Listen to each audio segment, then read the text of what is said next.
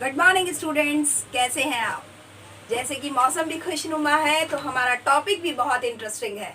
आज की क्लास को शुरू करते हैं इन्वेंट्री कंट्रोल टेक्निक से। मैं doctor Tripti Vijayvargiya SSN Subodh PG autonomous college Jaipur से आप लोगों का अपने यूट्यूब चैनल पर वेलकम करती हूं और उम्मीद करती हूं आपने मेरे चैनल को सब्सक्राइब कर दिया है। नहीं किया है तो आप कर दीजिए, साथ में शेयर और लाइक करना मत भूलिएगा। And thank you for keep watching my videos regularly. It keeps me motivated to prepare a new class with a new zeal, right? So now we are proceeding to the new topic. Today we have the techniques of inventory control. जैसा कि अपना inventory management हम पढ़ रहे हैं, उसमें हमने last class में पढ़ा था कि इन्वेंट्री कंट्रोल क्यों ज़रूरी है, इसके क्या ऑब्जेक्टिव्स होते हैं, किस तरीके से इसको किया जाता है। तो इसी काम को और गहराई से समझने के लिए समझिए कि इसकी कौन सी टेक्निक्स हैं जो एक बिजनेस में अप्लाई की जाती है, किसी मैन्युफैक्चरिंग यूनिट में अप्लाई की जाती है। तो ध्यान दीजिएगा, इन्वेंट्री कंट्रोल टेक्निक्स कहते हैं इनको। बहुत सारी हैं ये टेक्निक्स, मगर जो जनरल टेक्निक्स हैं उनको अपन यहाँ पे पढ़ेंगे। साथ में एक चीज क्लियर दिमाग में रहेगी कि कोई एक टेक्निक किसी भी हर तरह के टाइप के बिजनेस के लिए सुटेबल नहीं होती है। It depends on the nature of product and nature of plant. इस पे डिपेंड करता है कि कौन सी टेक्निक को अप्लाई किया जाएगा। लेकिन कोई टेक्निक सर्विस में एप्लीकेबल है, कोई मैन्युफैक्चरिंग यूनिट में एप्लीकेबल है, कोई अगर प्रोडक्ट ओरिएंटेड प्रोडक्ट है या प्रोसेस ओरिएंटेड प्रोडक्ट है, जैसा कि आपने लेआउट में पढ़े थे, बहुत सारे तरीके के लेआउट्स होते हैं, उन्हीं उस पे बेस्ड डिपेंड करता है कि हम कौन सी टेक्निक को इन्वेंट्री कंट्रोल में अप्लाई करेंगे। तो चलिए शुरू करते हैं। हमारी जो वैरायटी ऑफ टेक्निक्स हैं इन्वेंट्री कंट्रोल में, वो कौन कौन सी है। सबसे पहली टेक्निक को हम उठा रहे हैं, that is ABC analysis. ABC analysis. देखो, जनरली आप ये देखेंगे कि जो भी एब्रीविएशन में लिखे गए हैं उनके सबके मैंने कीवर्ड्स लिख दिए हैं, ताकि आपको याद करने भी में आसानी होगी, सुनने में साथ साथ देखने में भी आसानी होगी, और यही चीज आपके माइंड पे ट्रेस हो जाएगी कि हाँ ये ऐसा होता है। कई बार हम जब आंसर लिख रहे होते हैं ना, तो हमें हमारे वो पेज, वो उस जगह की लिखी हुई चीजें याद रह जाती हैं, वैसे याद रहे या ना रहे। तो कई बार देखा हुआ हमें याद रह जाता है जब बजाय कि पढ़े हुए से। That's why I right all the keywords in my board, right. तो ABC एनालिसिस जो होता है उसको बोलते हैं always better control technique. Always better control technique. और ये क्या होता है, इसमें हमारी इन्वेंट्री का जो कॉस्ट कंट्रोलिंग है उसको हम 3 कैटेगरी में बांट देते हैं। और 3 कैटेगरी में बांटने का मतलब होता है कि कौन से आइटम किस तरीके के हमें कंट्रोल करने हैं। तो ये कहते हैं कि इससे क्या होता है, किसी भी जो मटेरियल है वो हर तरह का मटेरियल एक ही इक्विवेलेंट वैल्यू का नहीं होता। हर एक मटेरियल उसकी जो यूटिलिटी है या जो उसकी वैल्यू है वो अलग अलग होती है। तो एज पर द यूटिलिटी या as per the value of the material it should be utilized. तो इसी को कहा गया है, ताकि कि उसकी सबकी इंपॉर्टेंस अपने आप में बनी रहे। तो यहाँ पे कहते हैं ए कैटेगरी का जो मटेरियल होगा वो सबसे ज्यादा इंपॉर्टेंट होता है। उस पर्टिकुलर इन्वेंट्री में ए आइटम जो होता है वो सबसे ज्यादा इंपॉर्टेंट होता है, यानी उसकी वैल्यू सबसे ज्यादा होती है, हाई वैल्यू मटेरियल होता है। इसके बिना कोई भी प्रोडक्शन ऑफ प्रोडक्ट संभव नहीं होगा, राइट। उसके अलावा ये कहते हैं, जिसमें एक और कहा जाएगा कि जो बी कैटेगरी है, वो बी कैटेगरी जो होती है वो थोड़ी कम इंपॉर्टेंट होती है, लेकिन वो भी इंपॉर्टेंट होती है, पर ए के कंपैरिजन में थोड़ी कम इंपॉर्टेंट होती है, राइट। उसमें ये कहा जाता है कि जैसे यूं मान लो कि ए अगर किसी फर्नीचर बनाने के लिए ए अगर लकड़ी है, वुड है, यानी बिना लकड़ी के तो आप फर्नीचर बना ही नहीं सकते, तो बी जो होगा उसके सपोर्टिव आइटम्स होंगे, राइट। तो उनके बिना भी नहीं बना सकते। जैसे लकड़ी है तो इसके साथ साथ स्पंज है या कपड़ा है, वो सारी चीजें भी उतनी ही इंपॉर्टेंट है, लेकिन लकड़ी सबसे बेस है, सबसे हाई वैल्यू मटेरियल है। तो उसके अलावा जो हो गया वो बी हो गया, जैसे कि स्पंज हो गया या वो कपड़ा वगैरह हो गया। अब जाते हैं सी कैटेगरी में। सी कैटेगरी लीस्ट इंपॉर्टेंट होती है। अपन ये नहीं कहेंगे कि बिल्कुल इंपॉर्टेंट नहीं होती, लेकिन क्योंकि अब ये सारी जो कैटेगरी अपन ने दी है ये मटेरियल के लिए दी है, और ये जो मटेरियल को हमने कैटेगरी दी है तो ऑब्वियसली ये all the materials are valuable for the making of product. तो हम ये तो नहीं कह सकते कि जिसको सी कैटेगरी दिया है वो बिल्कुल ही वैल्यूएबल नहीं होगा। हाँ, लेस वैल्यूएबल होगा कंपैरिजन में जो ए और बी कैटेगरी के हैं, राइट। तो अब सी कैटेगरी में आप क्या डालेंगे, जैसे फेविकॉल हो सकता है, जैसे कीले नेल्स जो होती हैं वो हो सकती हैं, कोई और चीज जो इसमें एडेसिव वगैरह होते हैं वो सब चीजें सी आइटम हो सकता है, राइट। तो ये जो सी होता है वो मार्जिनली कम इम्पॉर्टेंट होता है, राइट। जिस तरीके की यूनिट्स होती हैं उस तरीके के साथ में उसको यूज किया जाता है।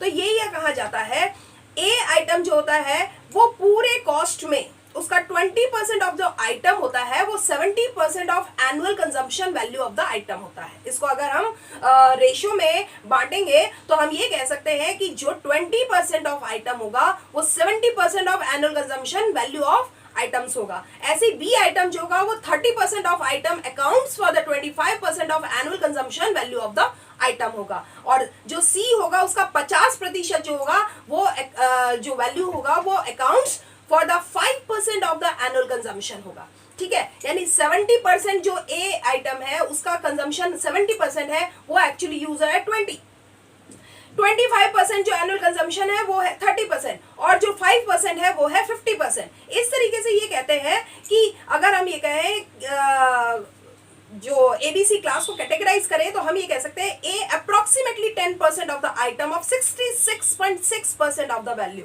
यानी उसकी जो वैल्यू होती है वो 66.6% होती है और उसको 10% टर्म दिया जा रहा है। और अगर बी आइटम को कहा जाएगा तो वो 20% होता है, उसको अगर हम वैल्यू एडिशन में डालेंगे तो 23.3% होता है। और जो सी होता है वो 70% ऑफ आइटम जो होता है उसकी वैल्यू होती है 10.1%।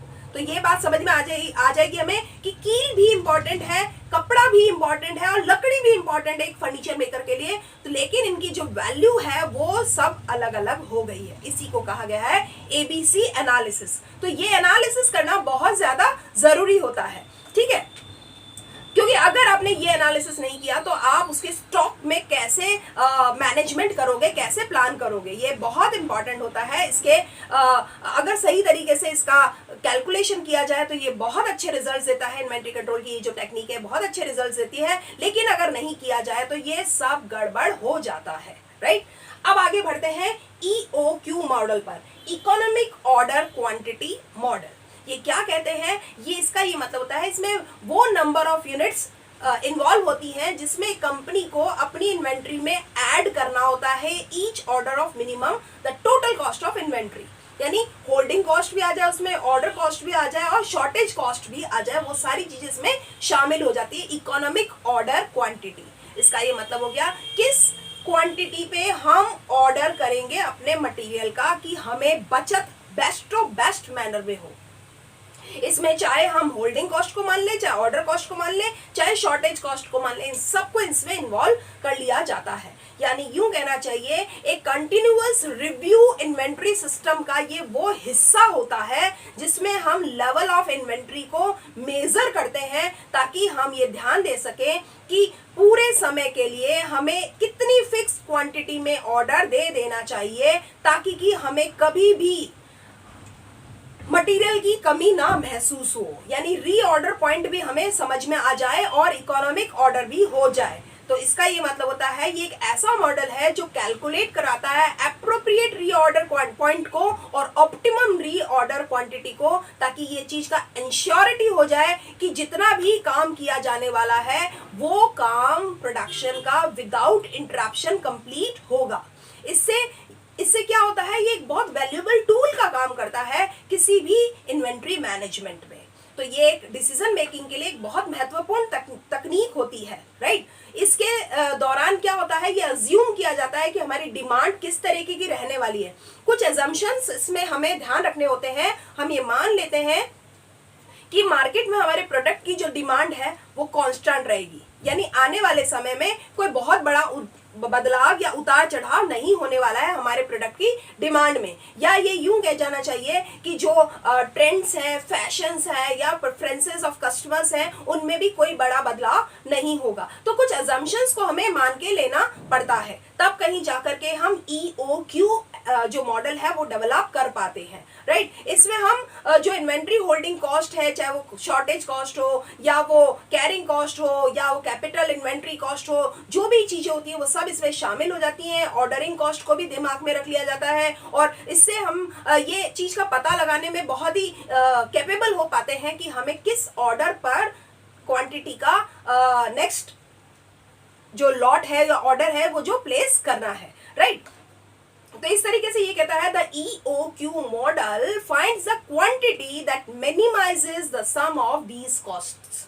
यानी हमारी ये जो सारी कॉस्ट है, चाहे कैरिंग कॉस्ट थी, शॉर्टेज कॉस्ट थी, जो इन्वेंट्री कॉस्ट थी, ये सारी चीजों को ये मिनिमाइज कर देता है। यानी कम से कम कॉस्ट पर हम कौन सी क्वांटिटी को ऑर्डर करेंगे, राइट। इसका एक फॉर्मूला होता है, इसमें एक रिलेशनशिप है, इसको आप समझिएगा। ये एक फॉर्मूला बहुत इंपॉर्टेंट है। इसमें होता है टोटल कॉस्ट अगर आपको निकालनी हो तो इसमें पीडी का मतलब होता है price of per unit paid. तो पीडी को कह लो चाहे एचक्यू को कह लो, एचक्यू का मतलब होता है जो होल्डिंग कॉस्ट है वो, और जो क्यू है यानी क्वांटिटी जो ऑर्डर जो हमने कॉस्ट टाइम के लिए दी गई है वो, या ये कहते हैं एज जो फिक्स कॉस्ट है, इन सब का टोटल कर लिया जाता है। यानी जो एच है होल्डिंग कॉस्ट है उसको तो हमने डिवाइड कर दिया है 2 से, और जो हमारी जो डिमांड है उसको हमने क्वांटिटी से डिवाइड करते हुए इन सब के चीजों को टोटल कर दिया है, चाहे वो पीडी है, एचक्यू है या एचडी है, इन सबको टोटल करते हैं, तब कहीं जाकर के हमको अचीव होती है टोटल कॉस्ट। इस टोटल कॉस्ट के बेस पर ही हम EOQ मॉडल को डेवलप कर पाते हैं। ये एक टेक्निकल ऑपरेशनल टेक्निक है जिसमें हम इन्वेंट्री पे कंट्रोल कर पाते हैं, राइट। अब थोड़ा आगे बढ़ते हैं। रीऑर्डर पॉइंट, रीऑर्डर पॉइंट कहते हैं कि जिसको हमने कहा है कि कब हमें नया ऑर्डर प्लेस करना है, इसको बोलते हैं रीऑर्डर। यानी हमें वो पॉइंट पता होना चाहिए कि अब हमें नया ऑर्डर लगा देना चाहिए सप्लायर के पास में कि हमें इस मटेरियल की रिक्वायरमेंट है। तो वो पॉइंट कौन सा होगा, इसको कहा जाता है। तो ये कहते हैं ये रीऑर्डर पॉइंट बहुत कुछ डिपेंड करता है कि इस कंपनी का वर्क ऑर्डर क्या है, लीड टाइम क्या है, उसकी डिमांड क्या होगी एक पर्टिकुलर टाइम पीरियड में मार्केट में, और जो कंपनी है वो अपना सेफ्टी स्टॉक किस लेवल पर रखती है। इन सारी चीजों का बहुत इंपॉर्टेंट रोल होता है। तो ये कह देना चाहिए कि जो रीऑर्डर पॉइंट होती है इसको कैलकुलेट करने के लिए एक फॉर्मूला लगाया जाता है। उस फॉर्मूले को हम ये कह सकते हैं कि अगर हम एवरेज डिमांड को लीड टाइम के साथ मल्टीप्लाई कर दें और इसका जो प्रोडक्शन हमारे पास में सामने आता है, that is the reorder level. ये होता है रीऑर्डर लेवल। और अगर आप ये कहें कि रीऑर्डर लेवल में जो हमने हमारी डिमांड एक्सपेक्ट की है उसको, एवरेज डिमांड को अगर लीड टाइम के साथ मल्टीप्लाई किया प्लस हम सेफ्टी स्टॉक को भी हम इसमें शामिल कर लें तो वो और भी ज्यादा स्मार्ट रीऑर्डर लेवल होता है, क्योंकि सेफ्टी स्टॉक का भी बहुत इंपॉर्टेंट रोल होता है, राइट। तो अब ये तो हो गया रीऑर्डर। अब बात करते हैं वैध एनालिसिस। वैध एनालिसिस क्या होता है? वैध एनालिसिस मैं आपको बता दूं कि वैध एनालिसिस का मतलब होता है vital, essential and desirable items. यानी वो चीजें जिसमें हमें ये पता चल जाए कि किस चीज की हमें सबसे ज्यादा जरूरत पड़ने वाली है, जो कि वाइटल होगा, एसेंशियल्स है, और उसके बाद में ये कहते हैं डिजायरेबल होता है। जैसे ऑलवेज बेटर कंट्रोल में भी हमने यही चीज कही थी कि जो सबसे ज्यादा इंपॉर्टेंट हमारे लिए आइटम है उनको हमने ए कैटेगरी दी थी, जो लेस है उनको बी, और जो लीस्ट है उसको हमने सी कैटेगरी दी थी। तो ये जस्ट ABC के जैसा का जैसा लगभग होता है वैध एनालिसिस। तो वैध एनालिसिस जो होता है वो एक क्रिटिकल वैल्यू के ऊपर डिपेंड करता है, बेस्ड होता है, और ये कहता है कि हमारे आइटम की जो कॉस्ट है वो शॉर्टेज कॉस्ट ना हो, उसको हमें पहले स्टडी करना होता है और इसके बाद हम वैध एनालिसिस करते हैं। यूं कहना चाहिए कॉम्बिनेशन है ये वैध एनालिसिस और ABC एनालिसिस में, जिसके जरिए हम मीनिंगफुल कंट्रोल कर पाते हैं हमारी इन्वेंट्री के ऊपर, राइट। तो ये हो गया वैध एनालिसिस। अब FSN एनालिसिस क्या कहता है? जो हमारे मटेरियल है उनकी मूविंग के ऊपर है। कुछ मटेरियल होते हैं फास्ट मूविंग होते हैं, कुछ होते हैं स्लो मूविंग होते हैं, और कुछ होते हैं नॉन मूविंग होते हैं। तो उसमें ये कहा जाता है जैसे मशीन है वो नॉन मूविंग मटेरियल है हमारा फास्ट मूविंग जो हमारा मेन प्रोडक्ट है वो फास्ट मूविंग है। तो जो मूविंग उनका मूवमेंट है उसके हिसाब से चीजें क्लियर करता है कि फास्ट मूविंग किस तरीके से होगा, स्लो मूविंग मटेरियल क्या होगा और नॉन मूविंग किस तरीके से होगा। तो ये कहा जाता है, इसमें हम जो भी स्लो मूविंग आइटम्स होते हैं उनको हम पता लगा लेते हैं और स्पेसिफिक टाइम पीरियड के लिए उनका मूवमेंट रेशियो क्या है उसके हिसाब से उनका ऑर्डर किया जाएगा। और जो फास्ट है एक सर्टेन टाइम फ्रेम के अंदर वो किस तरीके से मूव करते हैं, उनका रेशियो क्या है, उस चीज को कैलकुलेट करके हम इस एनालिसिस के बेस पर हम अपनी इन्वेंट्री का कंट्रोल करते हैं, राइट, ताकि कि हम ये पता लगा सके कि हमारा डेड स्टॉक क्या है, राइट। अब आगे बढ़ते हैं HML एनालिसिस, यानी ये कॉस्ट के ऊपर डिपेंड करता है। जिस मटेरियल की कॉस्ट हाई कॉस्ट है उसे हम अलग कैटेगरी में रखेंगे, जिसकी मिडिल कॉस्ट है और जिसकी लो कॉस्ट है, यानी HML मीडियम लो कॉस्ट और हाई कॉस्ट। जिसकी कॉस्टिंग हाई है उसको हम अलग कैटेगरी, मीडियम को अलग और लो कॉस्ट को अलग कैटेगरी देते हुए as per the cost involvement the order should be placed. Inventory control में ये कहा जाता है जिसकी भी कॉस्ट हाई है उसके लिए मेंटेनेंस ज्यादा होनी चाहिए और जिसकी कॉस्ट लो है हमें उसके बहुत ज्यादा मेंटेनेंस की दिमाग लगाने की जरूरत नहीं होती।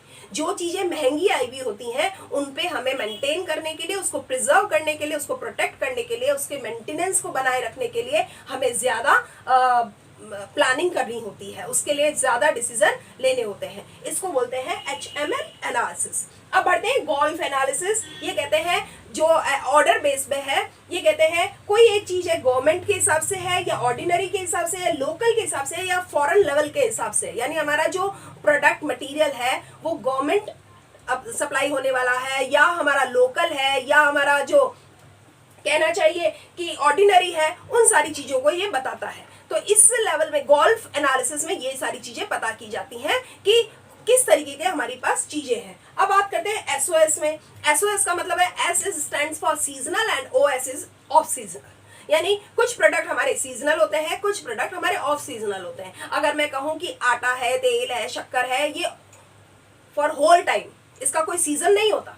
ऑफ सीजनल होते हैं ये, मतलब पूरे टाइम चलेंगे। और सीजनल का मतलब हो गया जैसे कूलर है, AC है, सर्दी में इसकी कोई यूटिलिटी नहीं है, या उन ज्योग्राफिकल एरियाज में इसकी कोई यूटिलिटी नहीं है जो फ्रिजिड जोन में है, जहाँ पे बहुत ठंड पड़ती है। लेकिन जो गर्म इलाके हैं, डेजर्टी जोन में है, या जो कहना चाहिए सूखे इलाके हैं, वहाँ पे इनकी बहुत वैल्यू है। तो यहाँ ये कहना चाहिए कि सीजनल और ऑफ सीजनल किस तरीके का प्रोडक्ट है उस पर डिपेंड करता है कि मटेरियल का एनालिसिस कैसे किया जाएगा। अब कहते हैं XYZ, यानी हाई इन्वेंट्री वैल्यू उसको हमने कह दिया X, लो इन्वेंट्री वैल्यू उसको कह दिया हमने Y, और Z यानी लीस्ट इन्वेंट्री वैल्यू, यानी जिस पर हमने कॉस्ट जो कहना चाहिए उसकी वैल्यू जो है उसको हमने X, जैसे ABC में किया था, वैट में किया था, बिल्कुल ऐसे ही HML में XYZ में किया जा रहा है कि X को हमने हाई वैल्यू जिसकी है इन्वेंट्री वैल्यू है उसको हमने X कैटेगरी दी है। अब आगे बढ़ते हैं SDE एनालिसिस। SDE का मतलब होता है S stands for scarce, यानी जो रेयर है, बहुत कम है, D is for difficult and E is for easily available, यानी अवेलेबिलिटी पॉइंट ऑफ व्यू से हमने इसे एक कैटेगरी दी है। S का मतलब है बिल्कुल रेयर, स्कैर्स, बिल्कुल कमी है उसकी, और D कमी तो नहीं है लेकिन इजीली अवेलेबल भी नहीं है, यानी डिफिकल्ट है इसे गेन करना या प्राप्त करना, और E यानी इजीली अवेलेबल है, अभी पानी है, अभी हवा है, वो इजीली अवेलेबल है। D में कुछ चीजें डिफिकल्ट है, और S स्कैर्स है, बिल्कुल नाम मात्र के, रेयर हुए हुए, एक्सटिंक्ट फॉर्म में, तो उनकी वैल्यू बहुत ज्यादा होती है और इजीली अवेलेबल की वैल्यू बहुत कम होती है। इसको आप यूं भी समझ सकते हो जैसे वाटर डायमंड पैराडॉक्स होता है, जो पानी और हीरे का विरोधाभास नियम है, उसके हिसाब से कह सकते हो कि जो चीज ज्यादा मात्रा में हमारे पास अवेलेबिलिटी है उसकी वैल्यू होती, उसकी कॉस्टिंग है हमारी कम और प्राइसिंग है कम, और जो हमारे पास रेयर है उसकी प्राइसिंग होती है हाई। डायमंड कम है तो उसकी हाई प्राइसेस होती है, वाटर अबंडेंट है, बहुत मात्रा में है, तो उसकी वैल्यू जो प्राइसिंग जो होती है वो डायमंड की कंपैरिजन में बहुत कम होती है। ठीक है, इसको कह दिया गया SDE एनालिसिस। अब जस्ट इन टाइम, JIT कहते हैं, वो कहता है जस्ट इन टाइम, यानी एज पर द रिक्वायरमेंट, उसको कहते हैं जैसे जरूरत हो उस समय की डिमांड के हिसाब से हम इन्वेंट्री का एनालिसिस कर लेते हैं। इस तरीके से हमने बहुत सारी कंट्रोल टेक्निक्स को समझ लिया, लेकिन मैं आपको क्लियर बता दूं, आपको ये सारी चीजें तो आनी ही चाहिए, लेकिन फर्स्ट फोर आपको क्लियर होना चाहिए। एग्जाम पॉइंट ऑफ व्यू से क्लियर क्वेश्चन बनते हैं इनके लिए पर्टिकुलर। वरना अगर आपका क्वेश्चन बन जाता है कि राइट अ डिटेल ऐसे on the techniques of inventory control, तब तो आप सब लिख सकते हैं। लेकिन अगर सिर्फ पूछ लिया जाए what do you understand by ABC analysis in inventory control technique, तो आपको इसका एक डिटेल नोट लिखना होता है। तो मैं आपको सजेशन देना चाह रही हूँ कि आपको फर्स्ट 4 पे पूरा कमांड रखना ही है। बाकी को तो हमें एक बार सिर्फ उनका फुल फॉर्म पता हो, थोड़ा सा उसका अंदर का टच पता हो, तो हम उसको लिख सकते हैं। लेकिन इनके अंदर फॉर्मूले हैं, उन फॉर्मूलों को लिखना, उसका स्टैंड लिखना और किस तरीके की इनकी कैलकुलेशन है, क्या एडवांटेजेस है, क्या लिमिटेशंस है, वो सारी लिखना बहुत इंपॉर्टेंट है। पूरी उम्मीद करती हूँ आपको मेरी क्लास समझ में आई होगी, पसंद भी आई होगी। And thank you for keep watching my class regularly. Thank you.